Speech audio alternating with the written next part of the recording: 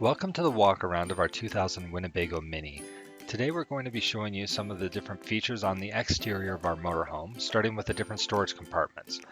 As we look at this first one on the passenger side, you'll notice that there's a little silver tab that can be used to help hold the cargo door open. These are super helpful as you're getting in and out.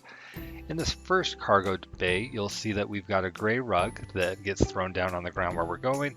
We have some camp stools. We've got a pull rod for the awning. There's a separate video that goes through that. And then we have the crank for the stabilizers.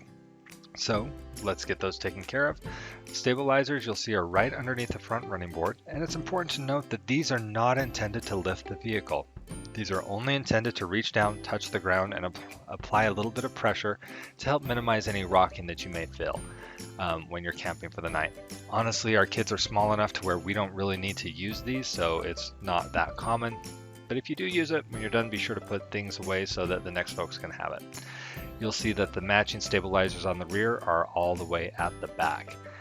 The other thing that you'll find helpful right inside the doors, you've got a couple bubble levels to show you how close to level you are. We'll talk about leveling blocks a little bit later.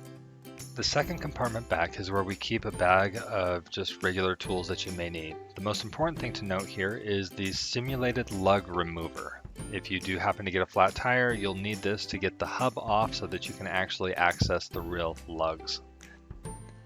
Next thing you'll notice are these three access panels. We have one up above, that's the access for the refrigerator, one down below for the water heater, and then off on the right for the stove. You shouldn't need to access any of these, but it's good to know what they are. Behind the next panel, you'll find the 18-gallon propane tank. This is frequently left on because that allows your refrigerator to stay cold while you're not connected to electrical.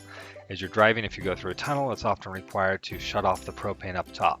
When it comes time to refill the propane, go to the servicing station. This is where they're going to fill it for you. Our last compartment on the passenger side is where we have water. You have our hose assembly for filling the tanks. There's a separate video that talks about that. And you've got the outdoor shower over here. Now, while this is the last compartment, we do have a little bit of storage in the rear bumper. This is where we keep the electrical adapters that we really don't need that much. Moving over to the driver's side, we'll start at the back and work our way forward. The very back, you'll see the port where you fill the onboard water tank. There's a separate video that talks about that. Just below this is where you have the fuel. Please note that it's unleaded fuel only. Below this is where we have the compartment for the electrical. This is where you're going to either plug into the generator or you'll unplug from the generator and plug into shore power. Just in front of this, you have a compartment for the generator. Again, there's a separate video that talks about the electrical. You shouldn't need to get into the generator compartment at all. So we'll move on to the next one, which is our sewer, our black water and our gray water. You'll notice that there's one big place to hook up the hose, a couple gate valves, and some rinsers. There's a separate video that talks you through how to use everything in this glorious part of the motorhome. Best part of RVing right there. The hoses that you're going to need, they're kept in the back bumper.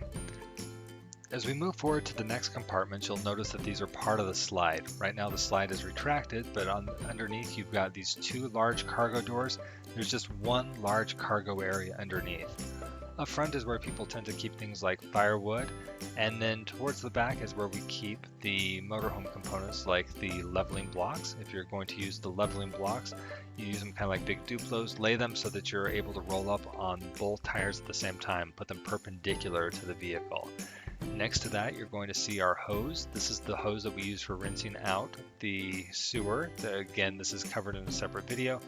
And then we also have some triangular chocks for the wheels just to help make sure everything stays where it should. Moving forward inside the cab, there's a helpful safety feature. The electrical system for the truck is completely separate from the electrical system from the motorhome, with the exception of this little switch. Now, if something happens and the battery for the truck dies, you're able to give yourself a jump start from the batteries on the motorhome or even the generator by holding down the aux start button. Last of all, up on the dashboard, we have our cell phone holder where we put helpful reminders. Please read through these out loud and look through each item to make sure it's safe before you pull away from any campground. That concludes the walk around of our 2000 Winnebago Minnie. Thank you for joining us and safe travels.